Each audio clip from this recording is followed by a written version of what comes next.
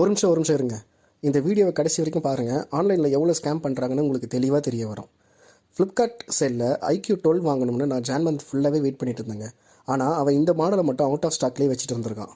இப்போ ரீசெண்டாக என்ன ரேட்டில் இருக்குன்னு செக் பண்ணி பார்த்தா அவன் எம்ஆர்பி ரேட்டை விட அதிகமாக ரேட்டை போட்டு வச்சுருக்காங்க.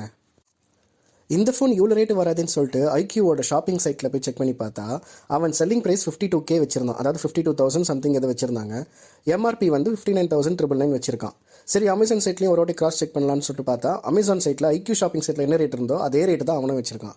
ஆனால் இந்த ஃப்ளிப்கார்ட் மட்டும் எம்ஆர்பி ரேட்டை விட அதிகமாக ரேட்டை வச்சு அதை ஆஃபரில் போட்டு டிஸ்கவுண்ட் ப்ரைஸு கூட iQ அமேசான் ப்ரைஸ்க்கு மேட்ச் ஆகலைங்க. டிஸ்கவுண்ட் ப்ரைஸே வந்து அதிகமாக தான் இருக்குது. நான் செக் பண்ணி பார்த்தது same legend variant 12GB RAM 250GB ROM variant தாங்க. ஸோ ஏதாவது ஒரு பெரிய சேல்லையோ இல்லை வந்து ஆன்லைனில் நீங்கள் ஏதாவது பெரிய ப்ராடக்ட்ஸ் வாங்குறீங்கன்னா அதை பார்த்து நல்லா விசாரிச்சுட்டு மேனுஃபேக்சர் என்ன ரேட்டு கொடுத்துருக்காங்க கம்பேர் பண்ணிவிட்டு வாங்குங்க. சேலில் இருக்குன்னு சொல்லிட்டு ஆஃபரில் கொடுக்குறாங்கன்னு சொல்லிட்டு அப்படியே பிளாங்காக போய் வாங்கிடாதீங்க. அப்புறம் இப்படி தான்